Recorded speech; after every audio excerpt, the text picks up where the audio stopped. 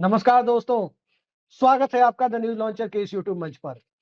दोस्तों, इस देश में बैंकिंग और बैंकिंग घोटाले ये दोनों मौजूदा सिस्टम के साथ किस तरह से खिलवाड़ होता जा रहा है, उसका जीता जागता नमूना बनते जा रहे हैं।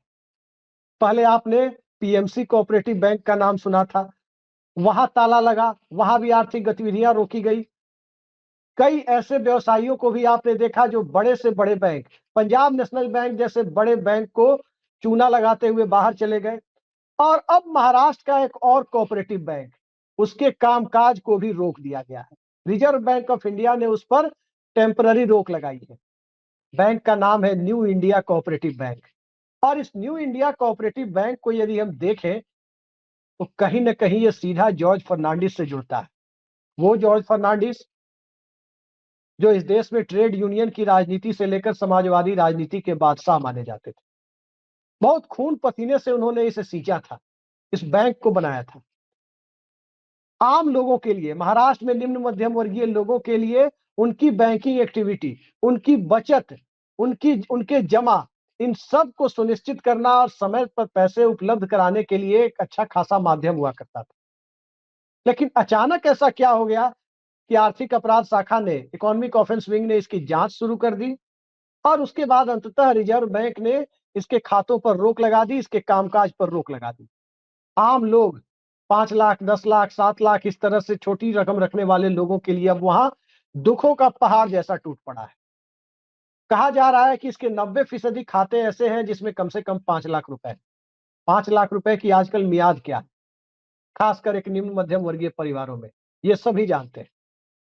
तो इस बैंक को स्थापना काल से जानने वाले, महाराष्ट्र के कोऑपरेटिव सेक्टर पर बहुत पैनी नजर रखने वाले और जाने माने समाजवादी कार्यकर्ता सच्चिदानंद शेट्टी उर्फ सच्चू शेट्टी जी आज हमारे साथ हैं। तो इस पूरे बैंक की गतिविधियों को काफी अच्छे से जानते हैं, उन्हीं से चर्चा करते हैं। सच्चू जी, बहुत बहुत स्वागत है आपका। और आप तो इस बैंक को, जी नमस्कार, आप तो इस बैंक के कामकाज को तब से देख रहे हैं, तब से जान रहे हैं जब ये बैंक बना था, और उस पर हम आएंगे कि कैसे बना। लेकिन सबसे पहले हमारे दर्शकों को आप बताइए कि ये मामला क्या है और किन लोगों ने इस बैंक की आर्थिक गतिविधियों को दागदार करने का काम किया है, जिस वजह से ये बैंक आज इस अवस्था में पहुंचा। इस बैंक का भूतपूर्व चेयरमैन हिरेन भानु और तत्कालीन चेयरमैन उसकी पत्नी गौरी भानु, ये पति पत्नी का मिला हुआ साजिश है, जिन्होंने पूरा बैंक का खाते को पूरा खत्म कर दिया, गलत लोगों को लोन दिया और उसके बाद इस तरह से बैंक को ढलान पे लेने जाने का काम करते रहे। यह बैंक 30 साल तक, जब जॉर्ज साहब के कार्यकाल में AAA रेटेड बैंक थी, रिजर्व बैंक से दिया हुआ ऑडिट के अनुसार AAA रेटेड, इसमें एनपीए 0.3% नहीं हुआ करती थी। ये छोटे कामगारों को, छोटे टैक्सी चालकों को, रिक्शा चालकों को, फेरी वालों को लोन देने के लिए बनाने का उद्देश्य स्थापना किया था इसका जॉर्ज साहब ने।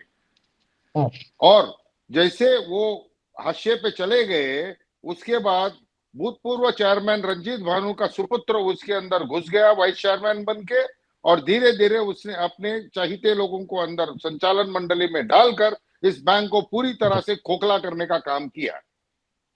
जी, तो बैंक को खोखला करने का काम जब किया तो क्या ये एक दिन में तो हुआ नहीं होगा?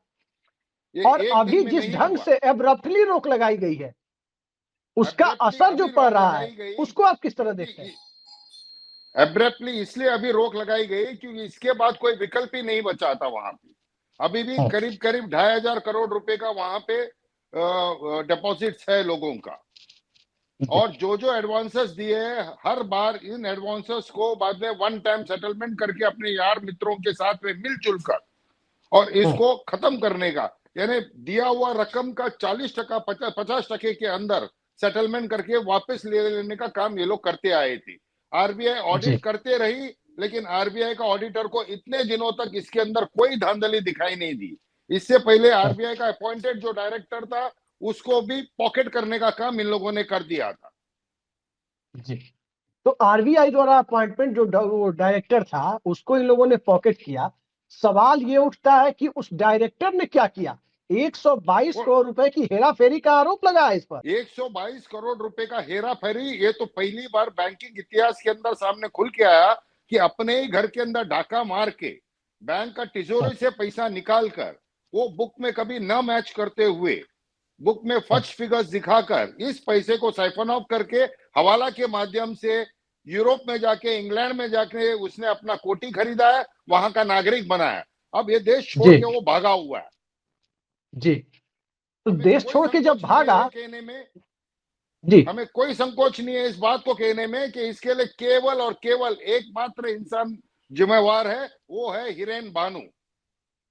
आप हिरेन भानु की बात कर रहे हैं। महाराष्ट्र के कितने जिलों में इस बैंक का प्रभाव है, मोटे तौर पर कितनी दूर में ये शाखाएं फैली है, या ये मल्टी स्टेट कोऑपरेटिव है? नहीं, महाराष्ट्र के अंदर ये ज्यादा करके अर्बन एरियाज में ही है, और बॉम्बे छोड़कर पूना के अंदर है, मुंबई के बाद पूना में है, फिर सूरत और बड़ौदा में। बड़ौदा अच्छा, मल्टी स्टेट कोऑपरेटिव है। जब कोऑपरेटिव बैंक, जी, शेड्यूल्ड बैंक, ठीक है, ठीक है। मल्टी स्टेट कोऑपरेटिव बैंक जब ये है और एससीबी यानी शेड्यूल कमर्शियल बैंक की तरह इसकी एक्टिविटी है, तो सवाल ये उठता है कि अब तो सेंट्रल में मिनिस्ट्री ऑफ कोऑपरेशन यानी सहकारिता मंत्रालय भी अलग कर दिया गया है। अमित शाह साहब इसके मंत्री हैं, और मल्टी स्टेट कोऑपरेटिव जो भी है वो डायरेक्टली उन्हीं के अधीन, सीधे उनके नियंत्रण में आती है, उनके मंत्रालय की। तब कैसे हालात हो गए कि इस बैंक पर 2021 में अमित शाह साहब मंत्री बने, आज हम 2025 में चर्चा कर रहे हैं। ये हालात कैसे हो गए कि 3.5 सालों तक इस गड़बड़ी पर पर्दा पड़ा रहा? मैं देश नहीं बिकने दूंगा, मैं किसी भी देश के खजाने पर कोई भी खूनी पंजा नहीं पड़ने दूंगा, ये सब तो उस वक्त बड़े बड़े जुमले थे।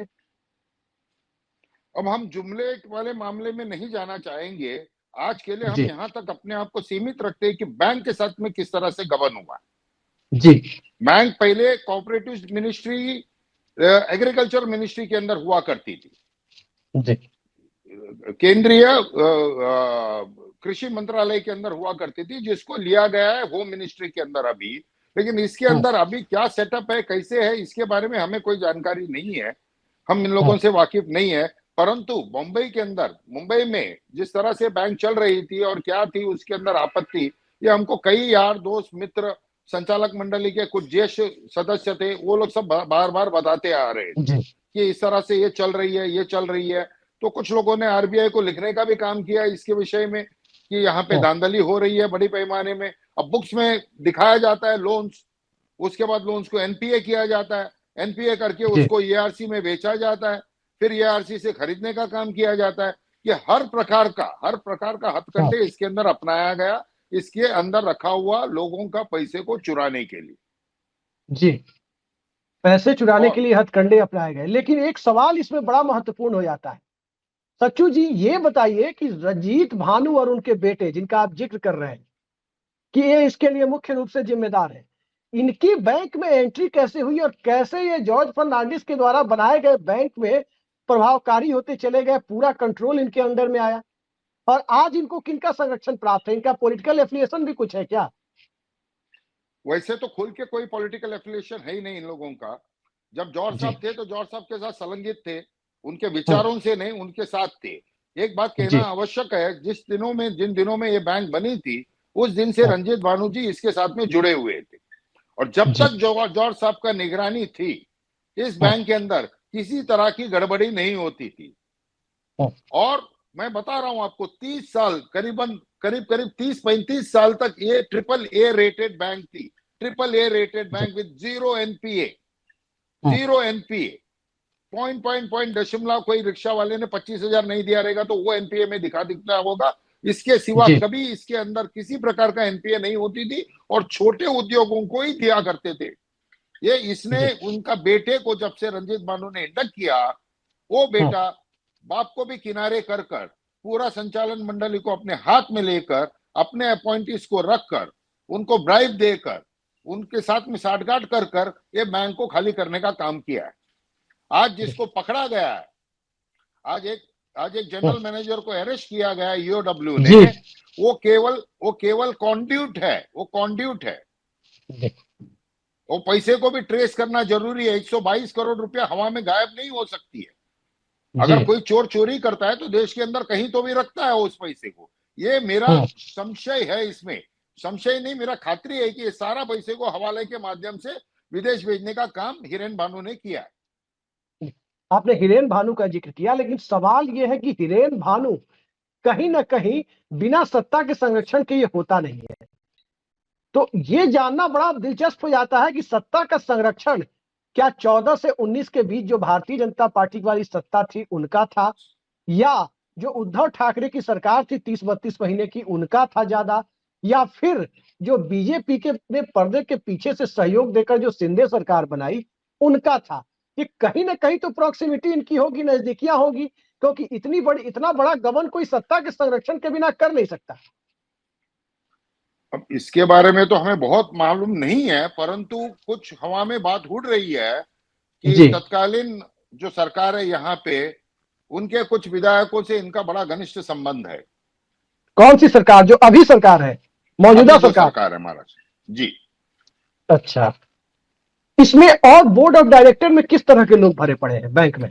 बोर्ड ऑफ डायरेक्टर में पिछले दिनों के अंदर लेबर, ट्रेड यूनियन लेबर के अलग अलग संलग्नित जो लोग थे, यानी म्युनिसिपल मजदूर यूनियन के सेक्रेटरी, बॉम्बे टैक्सीमेंस एसोसिएशन के सेक्रेटरी या प्रेसिडेंट, वैसे बीएसटी के चालक के जो रिप्रेजेंटेटिव थे, इन सारे लोगों को लेकर ये बोर्ड बनाया जाता था। और उसमें एक आधा कोई प्रोफेशनल जो क्वालिफाइड चार्टर्ड अकाउंटेंट वगैरह है या भूतपूर्व काल में इस तरह के लोगों को रखते थे, जो ज्येष्ठ नागरिक हुआ करते थे, जो ट्रेड यूनियन मूवमेंट से आया करते थे, जो सोशलिस्ट विचारधारा को लेकर चलते थे। आज दुर्भाग्यपूर्ण से वहां पे इस तरह का कोई भी एक भी बंदा बचा हुआ नहीं है। केवल एक लास्ट में जिन्होंने हर बार हर बोर्ड मीटिंग के अंदर ऑब्जेक्शन उठाया, हर बोर्ड मीटिंग के अंदर वो रिकॉर्ड नहीं होती थी, रिकॉर्ड करने के लिए कहे, वो थे टैक्सीमेंस यूनियन के फ्रेडरिक डीसा, जो जॉर्ज साहब के एकदम करीब के साथी है। आज से नहीं, जब से जॉर्ज साहब इस शहर में है तब से उनके साथी है थे वो। अच्छा। रहते तो उनका बात चलती नहीं थी वहां पे। ओवरवेलमिंग मेजोरिटी पूरा उसने अपने क्रोनीस और क्रुप्स को लेके आके बिठा दिया था उसके अंदर जी, और कोई उसके शब्द के आगे जाते नहीं थे जी। एक इसमें बड़ा महत्वपूर्ण पहलू है, आज मैं देख रहा था अलग अलग न्यूज पोर्टल्स को जो खबरें आ रही है, ज्यादातर निवेशक इसमें 5-6-7 लाख वाले, मतलब छोटी रकम रखने वाले जिनका पैसा है इसमें। और उन लोगों का दर्द मैं देख रहा था, किसी ने अपनी लड़की की शादी के लिए, किसी ने घर बनाने के लिए, किसी ने किसी और जरूरत के लिए पैसे रखे, वो आज दर दर भटकने को मजबूर है, क्योंकि इसी बैंक ने 3 दिनों पहले तक लोगों से पैसे जमा कराए हैं, 2 दिन पहले तक जमा कराए हैं, 2 दिन पहले। अब सवाल ये उठता है कि इस तरह से बैंक पैसे ले रहा था, उसे जानकारी तो होगी कि रिजर्व बैंक की तरफ से अब कभी भी कार्रवाई हो सकती है, और ये भी जानकारी होगी कि इकोनॉमिक ऑफेंस विंग, आर्थिक अपराध शाखा जो राज्य सरकार की है, वो जांच कर रही है। अब सवाल ये उठता है, इस तरह की एक्टिविटीज को बैंक के ब्रांचेज ने अलाउ कैसे किया फिर, जब वो अंडर स्कैनर थे? ब्रांचेस के अंदर तो कर्मचारी होते हैं, जब तक उनको इंस्ट्रक्शंस नहीं आता है वो तो कुछ कर नहीं पड़ता है, वो तो लाचार है, समझ लीजिए। और संचालक ये जो था, जो रिटायर्ड रिजाइंड जो चेयरमैन था हिरेन भानु, ये इंडिया छोड़कर भाग चुका था ऑलरेडी। इसकी पत्नी वहां पे चेयरमैन थी, वो थाईलैंड गई, अब पता चला है कि वो थाईलैंड से लौटी है दुबई में। एक बहुत बड़ी बिल्डर की बेटी है वो मुंबई के अंदर, वो भी जाके बैठी है दुबई में। ये सारे लोग दुबई में बैठे हुए, ये लोग नागरिकता लिए हुए यूके का, और वहां से ये लोग गबन करके अब गायब हो जाएंगे। अब अगर सरकार समय रहते हुए कार्रवाई करे तो इनको दुबई से पकड़ के ले आया जा सकता है। नहीं तो छोटे निवेशकों का आप क्या लगता है, आपको भूमिका निकाल? छोटे निवेशक जिनके पैसे यहाँ पर लगे हुए हैं, जिनके डिपॉजिट्स यहाँ पर है, उनका क्या आपको दिखाई देता है फ्यूचर? उनको क्या करना चाहिए? दुर्भाग्य है, उनका तो बड़ा दुर्भाग्य है। 5 लाख तक तो डिपॉजिट इंश्योरेंस क्लेम में से मिल जाता है, जबकि वो जो डीआईसी है उसके अंदर जितना बैंक में डिपॉजिट्स होता है उसका पूरा इंश्योरेंस लेते हैं वो लोग। जो भी बैंक के अंदर जितने भी आपके पास में सेविंग्स में, इसमें वगैरह जो भी पैसा है फिक्स वगैरह का, जो जो डिपॉजिट्स है, वो टोटल डिपॉजिट्स के ऊपर वो लोग इंश्योरेंस का पैसा लेते हैं। ये रिजर्व बैंक का जो एपेक्स बॉडी है, जो बनाई हुई बॉडी है, डीआईसी क्या कहते हैं डिटेल में तो मैं नहीं जानता हूँ उसका फुल फॉर्म, वहां पे 100% डिपॉजिट पे वो लोग प्रीमियम लेते हैं, परंतु देते केवल 5 लाख रुपया देते हैं। डूबने पे, बैंक डूबने पे केवल लोगों को सहायता, अभी 1 करोड़ रुपया भी रहा तो उसको भी 5 लाख रुपया मिलेगा। और इसके सिवा अभी एक नया ट्रेंड आया, जब पीएमसी बैंक डूबी, वो भी हमारे समाजवादी लोगों का ही बैंक हुआ करती थी एक जमाने में, उसका भी कब्जा सारा बिल्डरों ने किया था बंबई में। वो बैंक जब डूबी तो उसमें भी हजारों करोड़ रुपया, वो भी मल्टी स्टेट कोऑपरेटिव बैंक थी, उसमें केवल 65% पैसा रिटर्न देंगे वो भी 10 साल के बाद। इससे पहले जो भी बैंक फेल होती थी उसको कोई बड़े बैंक के साथ में मर्ज करके निवेशकों का जो पैसा है, जो जिन लोगों ने पैसा रखा है, उसको पैसे बचाने का काम पहले की सरकारें करती थी।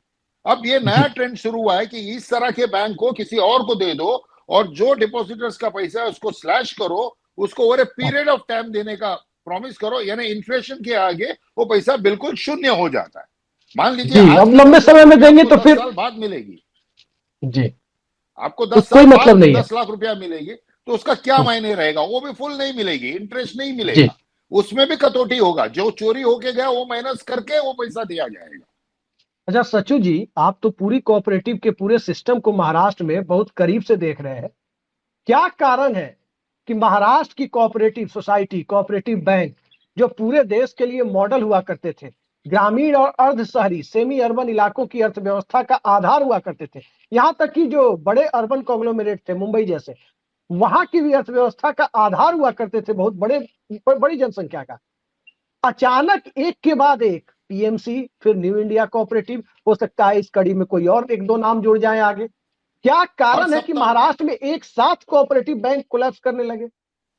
हर सप्ताह में एक बैंक डूब रही है कहीं ना कहीं देश के अंदर कोऑपरेटिव सेक्टर का। उसमें सबसे अधिक महाराष्ट्र में, क्योंकि सबसे अधिक कोऑपरेटिव मूवमेंट कामयाबी से महाराष्ट्र में चली थी। अब दुर्भाग्य की बात यह है कि ये नए पीढ़ी के लोग किसी भी तरह पे जहां पे भी पूंजी है उसमें काबिज हो जाते, पॉलिटिकल सपोर्ट कहिए, कोई और सपोर्ट कहिए, और अंदर जाने के बाद में केवल लूट करने का काम करते। अब ये बैंक का लगातार ऑडिट हो रहा था, तो ऑडिटर्स क्या कर रहे थे? आरबीआई का ऑडिट हो रहा था, आरबीआई का ऑडिट ने क्या फाइंड किया है इतने दिनों में? ये अचानक इनको कहां सपने में आ गया कि भाई बैंक पूरा डूब रहा है? तो कहीं ना कहीं हमारे सिस्टम के अंदर बहुत बड़ी एक गहरा खामियां है। जी, आप खामी की बात कर रहे हैं, निश्चित तौर पे खामी है, तभी ये हो रहा है क्योंकि रिजर्व बैंक जिस तरह से नेशनलाइज बैंक या दूसरे प्राइवेट बैंक या स्टेट बैंक को रेगुलेट करता है, उस तरह से कोऑपरेटिव बैंक को रेगुलेट नहीं करता, पहली बात तो ये खैर, ये प्रोसीजरल इशू है। एक आखिरी सवाल हम आपसे लेना चाहेंगे, इस बैंक की स्थापना जॉर्ज साहब ने किस परिस्थिति में की थी और क्या आप तो संघर्ष के दिनों के साथी रहे जब ये बैंक बन रहा था, क्या लगता है आपको कि वो परिस्थितियां जरा हमारे दर्शकों को बताइए कि मंशा क्या थी और आज हो क्या रहा था, लोग बेहतर समझ पाएंगे, आप जो बताएंगे।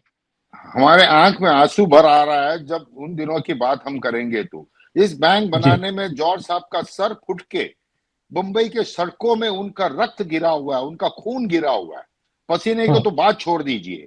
जॉर्ज साहब टैक्सी वालों के साथ में ले चले थे एक शिष्टमंडली उन दिनों के एसबीआई के चेयरमैन तलवार के पास, और उनसे अनुरोध किया था कि आप इन लोगों को कर्जा दीजिए, ये अपने से गाड़ी खरीदेंगे और बैंक का किस्त भरेंगे। तो तलवार ने उठाकर एकदम खड़े मुंह कह दिया टैक्सी वाले लुच्चे होते हैं।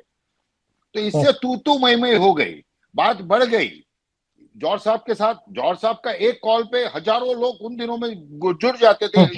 ये 65 की बात है, 65-67 की बात है, तब तो हम बच्चे थे, ये हमारे पिताजी के साथी हुआ करते थे, तो हम तो बहुत छोटे बच्चे थे। तो उन दिनों में उसके बाद जब वहां पे पुलिस आया, टीयर गैस चला, लाठी चार्ज हुआ, ये सब होकर वहां से जब वो लौटे तो बोले अब वो फिर गए थे जॉर्ज साहब एक बार सोशलिस्ट इंटरनेशनल का प्रोग्राम के लिए बर्लिन, बॉन गए थे, बर्लिन गए थे, जर्मनी गए थे।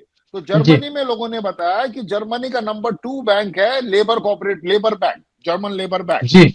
तो उस मॉडल पे आकर यहाँ पे अपने साथियों से बताया कि हम लोगों को बैंक बनाना है, ठीक है। तो सबने उनको नकार दिया, आप बैंक बनाना कोई अपना काम है कि हम लोग ट्रेड यूनियन करने वाले, कहाँ बैंक बनाएंगे, कैसे चला? बोले नहीं, करना है, इसको बनाना है। और 10-10 रुपए का उसका चिट्ठी है अपने पास, 10-10 रुपए का चंदा लोगों से जमा कर कर, इसका पूंजी 10-10 रुपए का वो जमा कर कर इस बैंक को खड़ा करने का उन्होंने काम किया। एक पुरानी बिल्डिंग के सीढ़ी के नीचे के जगह, जहां पे आप देखते होंगे आजकल मॉडर्न सोसाइटीज में जहां कचरा कूड़ा रखने का जो जगह होता है, डब्बा गिब्बा ये वो, उस तरह का डब्बे के अंदर नीचे बैठकर वहां पे इस बैंक का स्थापना किया, तो हजारों की संख्या में लोगों ने 10-10 रुपया दिया और करोड़ों की मांग आ गई। अब देने के लिए इतना पैसा नहीं था, 10 रुपया बटोर के आप कितना पैसा कर्जा बांटोगे? First request was seven crores. What? No. Request was for collected 1 lakh and then we got 13 lakh From syndicate bank. हाँ, TFI. या जी। तो 1 लाख रुपया बटोरे थे, मुश्किल से 1 लाख बटोर के उन्होंने इस बैंक को स्थापना करने का काम किया। लेकिन डिमांड इतना आ गया पैसे का कि पैसा नहीं था, तो तब के तत्कालीन इंडस्ट्री मिनिस्टर TFI जो सिंडिकेट बैंक के चेयरमैन थे, उन्होंने एक बड़ा पूंजी दिया, जिस पूंजी को लेकर यहां बांटकर उस पूंजी को लौटाकर इस बैंक को बढ़ाने का काम हुआ। बैंक बढ़ बढ़कर इतनी बड़ी बन गई कि मैं बता रहा हूं आपको, 30 साल तक AAA रेटेड। रिजर्व बैंक का इतिहास में इस तरह का बैंक नहीं होगा जो 0 NPA से काम करता था और छोटे निवेशकों को ही देते थे, फेरी वाले को। ये the first small bank in India. बाकी भी बैंक कोऑपरेटिव सेक्टर के अंदर लोगों को मदद करते थे, पर्सनल लोन उन दिनों में कोई बैंक देती नहीं थी, कोई नेशनलाइज बैंक, कोई प्राइवेट बैंक नहीं देती थी। टैक्सी चालकों को, रिक्शा वालों को, रिक्शा तो बाद में आई, टैक्सी वाले थे मुंबई के अंदर उन दिनों में, उनको, फेरी वालों को, छोटे दुकानदारों को, ये बीड़ी तंबाकू के व्यापारियों को कर्जा देने का काम सबसे पहला न्यू इंडिया कोऑपरेटिव बैंक।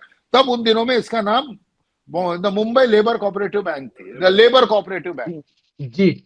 उसके बाद अच्छा, बाद में इसका नाम न्यू इंडिया कोऑपरेटिव बैंक बना है। फाइनल आंसर आपसे हम चाहते हैं सच्चू जी, संक्षेप में जवाब चाहेंगे। अब आपको क्या फ्यूचर दिख रहा है आगे? हमको कोई महाराष्ट्र में कोऑपरेटिव का और इस बैंक का। महाराष्ट्र में कोऑपरेटिव सेक्टर एकदम दलान पे है। हर कोऑपरेटिव बैंक के अंदर गफलत और घोटाला है। यहाँ पे कोई भविष्य दिख नहीं रहा है। नया पीढ़ी के जो भी नेता बन के आते हैं, इस तरह का संस्थाओं को कब्जा कर लेते हैं अपने चेले लोग के बदौलत, और उसके बाद उसको खोखला करने का काम करते हैं। यह कहने में हमें जरा भी संकोच नहीं हो रही है। इसके ऊपर सरकार तुरंत कार्रवाई करे और उसे किस तरह से उसको सैल्वेज कर सकते हैं, किस तरह से उसका ऑडिटिंग नॉर्म्स को बदल सकते हैं, ये सारा चीज के ऊपर नियंत्रण रखने की जरूरत है। और हर लोन एक पर्टिकुलर रकम के ऊपर ये लोग किसी को भी लोन देते तो उसको RBI कोई सिस्टम बनाना चाहिए कि वो वहां पे उनका सिक्योरिटीज देके वेट करेगी, वरना ये लोन देने का अधिकार इन लोगों के हाथ से नहीं। तो क्या वाकई ये 122 करोड़ का ही मामला है या मामला बड़ा है? क्योंकि बैंक का आकार तो काफी बड़ा है। 122 करोड़ रुपया तो डायरेक्ट चोरी हुआ है बैंक का तिजोरी में से। कैश ये पहली बार इतिहास में हो रहा है। इतिहास में, पूरा इतिहास में पहली बार बैंक के संचालक मंडली ने अपने कर्मचारी के द्वारा पूरा बैंक का तिजोरी को घर ले गया और बैड लोन्स देके, नॉन एग्जिस्टिंग लोगों को लोन देके, एग्जिस्टिंग लोन विदाउट सिक्योरिटीज का, विदाउट एनी सेफ्टी एग्जिस्टिंग का पैरामीटर का लोन दे देकर वहां पे कम से कम कितना 300 करोड़ रुपए का वहां पे गंवाने का काम किया। और अपने घर के कर्मचारियों का पगार, वो चेयरमैन अपने घर का, उसका घर का लादी पोता धोने वाला, उसका मालिश करने वाला, उनका पगार बैंक का रोल में से दिया जा रहा था।